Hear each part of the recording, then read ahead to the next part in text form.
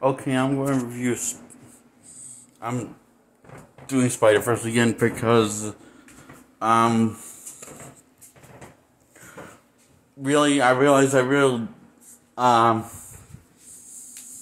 think that this is actually the comic book movie I always wanted from Marvel, for the MCU.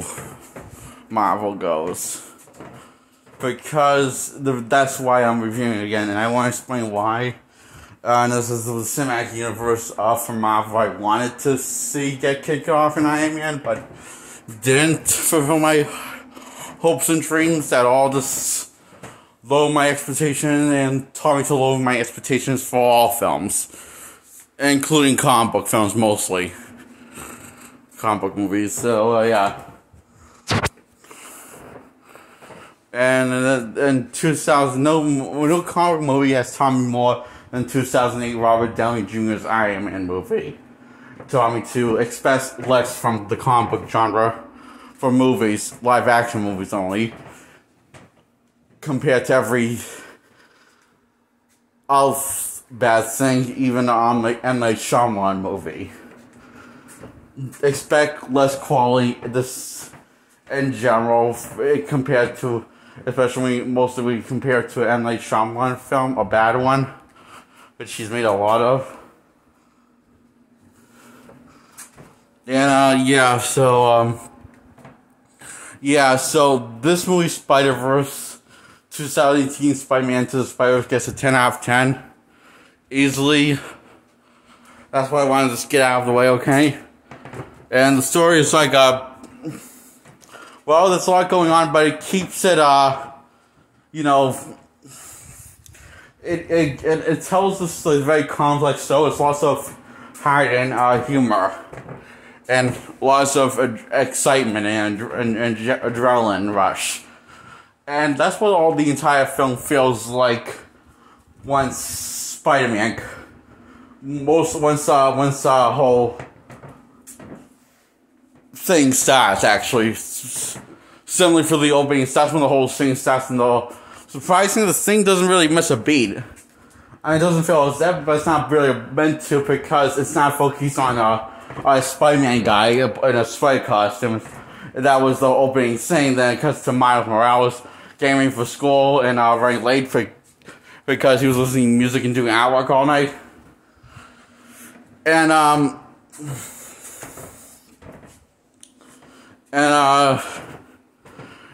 to see how overbearing his dad is, especially compared to his mother. And his father's not really the most best at communicating with Miles. In fact, he actually might be the worst at it. And it shows in certain things, and this was all happening after we got this really epic intro of Peter Parker Spider-Man from Miles' dimension, from his Earth, in the multiverse. And I do like Miles' character. He's they make like whole multiverse dilemma, and also the dilemma of seeing can Miles actually become Spider-Man if it's, or when it'll be convenient enough, or if it'll over well. And when will he become Spider-Man? And you're wondering, is he going to become Spider-Man is he ever going to become Spider-Man, even though he's got the powers, but doesn't know how to use them intentionally? Like at all? Not even the basic ones like crawling on walls. He can stick to the walls, usually, but he can't relax himself to not unstick. And until he finally gets the hang first, since he finally does until he does one power right intentionally to get out of the webbing that lasts for an hour from all the spider people. Well, not from spider people, but from the spider edition. Then Peter Parker from this other Earth in the multiverse, who is Peter Parker. What's interesting, I found this was one of the interesting decisions that Peter B. Parker It's Peter Parker's. It's the first time we ever hear Peter Parker's middle name in any Spider-Man movie. This is the first time it's ever used his middle name. But it's not the one from Miles' Dimension. It's another one from within the multiverse. After he gets sent to the Miles' dimension in the multiverse, and literally gets sucked out of his own dimension after he's going through a serious tough time with every single Spider-Man thing and Peter Parker thing, because Peter Parker from the in the multiverse, not Miles, but somewhere else in the multiverse, has gone through a divorce because he didn't want kids with MJ because it freaked him out. So, and he feels bad that he screwed up with MJ, and he won't return any MJ's calls. You know, she keeps on calling him. We see, and he sleeps and spends like I don't know how long. It seems like he sleeps and lays around besides fighting crime in the Spider-Man suit, and he's depressed and gone and out of shape, let himself go a bit, and I guess he's trying to lose the weight because he says he's getting strong, getting in shape, getting strong, while doing crunches in his room, and fast forward like 12 years later after the divorce, and then 15 years after the whole divorce thing, and which was right around the same time he buried his Aunt May after she passed away. And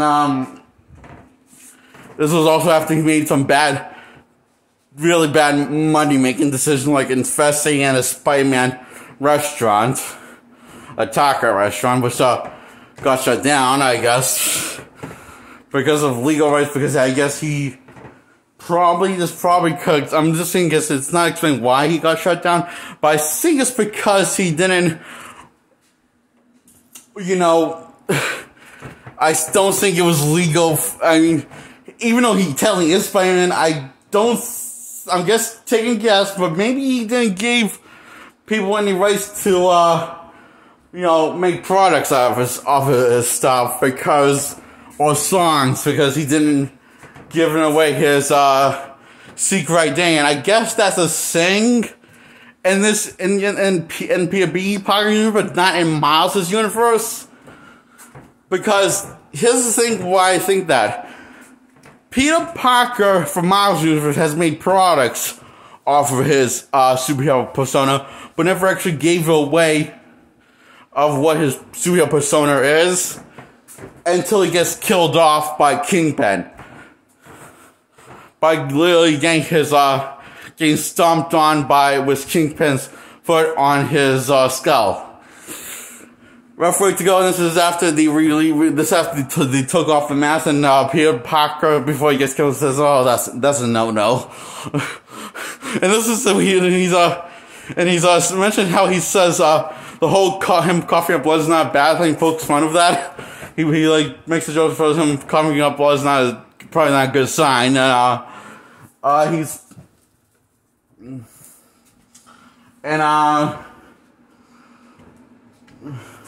That one's played by Chris Pine, and the other one's played by Jack Johnson. And I think Jack Johnson and Chris Pine, the two best things about this film. Jack Johnson gets a little more points because I feel like they give him more time to understand what his character's like than and more screen time, more writing than Chris Pine did as his Peter Parker as Spider-Man. And my third favorite character in this is Miles Morales. Spider-Man, and I think the favorite person to offer Miles is really Jack Johnson and Chris Pine as Peter Parker and Spider-Man. And they both have very similar but very different ways of treating Miles and how to mentor him and mold him into Spider-Man. And I'm going to get to that, but first I want to talk about the rest of this. this is, I'm going to just like fill in the gaps of the stories right now. So yeah, Miles, at one day at school, after going to school, was taken by a ride from his father. He, I don't know how many days passed by, it's either one day or a week. So he kind of starts failing his classes and his classes intentionally to get out of school. And his one of the teachers can see right through his act. So and she says she's not going to let him. So and tells him to do an essay on something that's personal to him. And we find out what that is personal to him is Miles is similar takes a key moment in his character arc, comes full circle at the end, and what's personal for him is his artwork that he spray paints on walls, which is that's what he did with his Uncle Ian, who ended up being the Prowler working for the Kingpin, one of his Kingpin's hitman, who gets killed by the Kingpin. Then in the third act, his dad decides to loosen up, open up a bit, and says that, they can actually do some artwork, and, which is coincidentally, this is at the same place that his Uncle Ian took him to do artwork in the beginning of the film, when it was getting closer to halfway point. And, and this is when they have this heart-to-heart conversation with Miles and Ian, about, like, how, Miles' dad is a good guy. He just doesn't know, and he used to hang out with him all, like, he just doesn't, this is the cop thing, he took on the job of being a cop, he just, grew attached, and he just didn't know really what happened, so, yeah, it's one of those things, and then, because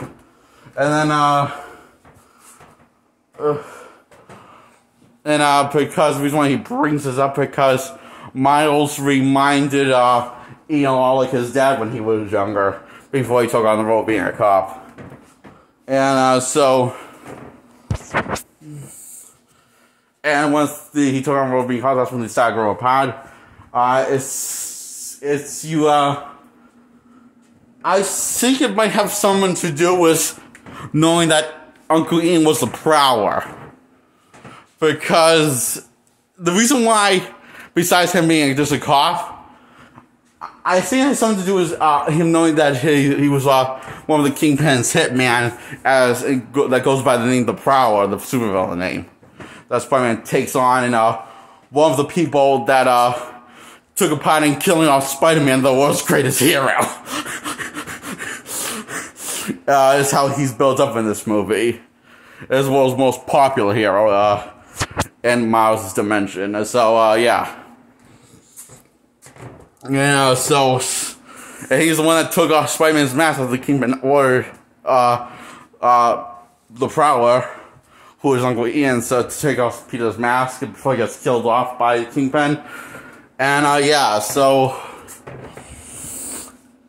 And, yeah, so... The reason why I think that it has something to do with Ian being the Prowler and why they grew apart, which is why he grew apart with his brother, is because he doesn't seem to be confused at all of what he's wearing or why he dressed like that when he sees his brother a corpse. After he assumes Spider-Man, but he doesn't know that that's Miles. So he was willing to go and shoot on him if he doesn't put his hands in the air. And he turns invisible unintentionally and just goes away, runs away his ass off, Miles. And he didn't, so he didn't kill, it seems he doesn't know that Kingpin killed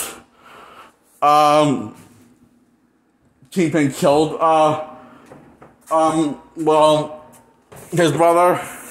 Miles' father doesn't know that, so, but it's like how he was, it seems like where he was standing and how he was, how it looked was after the Prowler was dead, which was also Uncle Ian, And after Uncle Ian apologized to Miles, and this was after Miles apologized to Uncle Ian for getting him killed, and he tells him not to be sorry because this is all his fault because he let him down because he wanted him to look up to it, and he knows that this is a bad thing. As he just like that this is such a bad thing for him as a role model for Miles, and he feels very disappointed in himself. So as those were his last dying words, what he was saying as his dying breath is, before he dies. So yeah,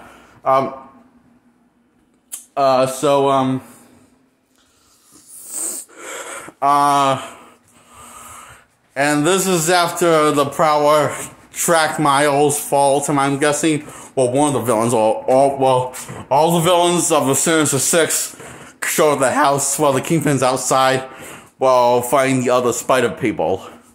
At least in the Spider-Verse, the Spider-Verse characters, which is this and and these Spider people ends up the same way that Peter B. Parker did in Miles' dimension. Something sucked them in. The only one that really gets enough pacing time is really Gwen and Peter B. Parker from the other Spider-Verses. I mean, from the other Earths in the Spider-Verse of the multiverse. That really, get backstories, enough details for the backstory because the pacing gets slow enough for you to digest, but it doesn't none of them really kind of, feel as well paced as Peter B. Parker's especially even compared to Gwen Stacy, who is Spider-Gwen. So, and I don't know why they decide to keep on rushing after Peter B. Parker comes in. And once Gwen comes in, this when they stop rushing the pacing the back. So it's just, I don't know why it's funny, but I'm not sure if it is supposed to be funny. That's the thing. So, I mean, it's perfectly fine. It's not annoying at all, surprisingly, as you think it would be on paper, as it sounds. It's more charming and funny than annoying than anything else. So, compared to everything else you could, but you get what the backstory is, but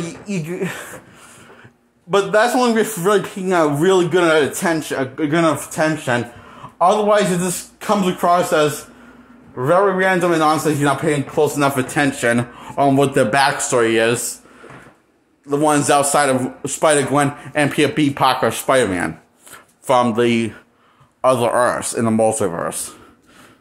That doesn't take place that takes place outside of Miles' Earth. Yeah. That's my promise. That's a big problem I have with this film. I kind of hope the future ones don't really do that, because it's not. I think the film would be better off if it didn't do that. At all again for any films, and then they decide to take their time with saying that it was Miles' narration at the time. At the end of the film, he gets the last narration of his backstory and says that he's been Spider-Man for 2 full days. And yeah. So and then yeah, so it's weird because this movie's kind of all over the place, but also kind of has nice. It also feels very straightforward at the same time for all of the plot details that it goes through. Everything that every plot detail goes through. Which, at least it feels that way. So, yeah. So, Peter, after Peter dies, he runs off. Miles was supposed to run off and decides to run out like his ass off because he gets caught. Because they know that he's there, and he was going to try to claw off the walls and plug in the flash drive, the virus that's on a flash drive. So that goes south, and then like when it gets chased by the Prowler, the second time he gets chased by the Prowler, he finds out the Prowler and Uncle Ethan are the same thing. And this is after Miles been missing for like a week. The most nights in the daytime, because he's been out with his new friends from the Spider-Verse and the multiverse, the Spider people from the multiverse. The Spider teams, so he's been doing Spider-Man stuff, but he's not doing a good job at it. It's like, well, he can do a good job. It's just that, here's the thing, he takes baby steps. Like, every time he succeeds, he also fails, I notice. In one way or another. Like, he'll do something good, then he'll do something that fucked up the process of taking the step forward. And, like, it's sort of like, you know how he can walk. It's sort of like, it's almost like you can see the symbolism for him having his shoes untied. And, it's almost like the symbolism, it's almost like the shoes, one shoe be untied, how you can walk and run, and the untied shoe versus, and also have, and even though once for some reason doesn't tie both intentionally, it's like, it's almost like he has this intentional decision, and he's intentionally failing in school. And this saying all that stuff is that symbolism of the whole shoes. The shoes, to me, the symbolism for his process as Spider-Man. It makes me wonder, is he trying to fail as Spider-Man, becoming the next Spider-Man, or is he trying to succeed like he is trying to see with walking in one untied shoe versus failing his classes on purpose? Because he doesn't know what he wants in life. He doesn't know he wants friends. I didn't thought about that then until now, okay? So that kind of puts a whole new light in the film, a different kind of perspective on sets some light on the whole Miles' character more than I thought, I guess. So yeah. I don't know, I mean, yeah, so, wait, I think he is trying to do this. I guess he's not, because I don't think he's trying to fail Spider-Man. But if that I say is true, and my guess is true, then I'm not even sure if he's 100% trying to fail his class like the movie wants us, like we says that he is, that we learn from the teacher. But I think he's just failing by accident in general, like, because he's so stressed out, and he doesn't know how to. He seems like but he does seem like it's kind of touched on. He has high levels of stress, doesn't know how to relax, unless it's doing what he loves, is listening to music and also making artwork. Which does kind of come full circle later in his character when he gets to the hang of his powers after getting this one hot talk words from his father. That says he sees this as sparking and sees something special, and that's why he's always so high on him. But I guess he's never really. I guess he's never really heard it from anybody. The reason why people hire him, because they see this something special about him. And that's the reason why I say that, because for some reason gets the hang of his powers once he actually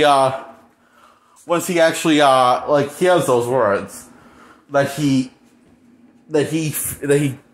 that he can make a change because there's something unique about him. Because of his uniqueness. So, and he didn't really hear that from anybody throughout the film when you think about it, except from Marcus, who turned out to be a prowler, who ended up kind of laying down Miles. Big time. Yeah, so. And the fact that no one really, I think, is it the problem why I just thought of something. It's the problem why he's unfailing as Spider-Man until he hears those words from his dad is because he just doesn't believe in himself, and that's why he probably can't control his powers. So he just has trouble believing in himself because of the lack of support or of positivity, I guess. Huh. I just thought of that. That makes a lot of sense than I thought I was going to do out loud.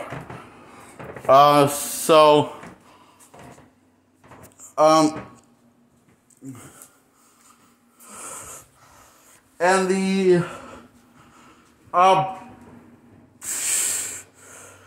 and Peter Parker and Peter B. Parker do show Miles that, but not really enough to the point it gets through to him. I feel like both Peter Parkers from in this movie. One played by Jack Johnson, the one played by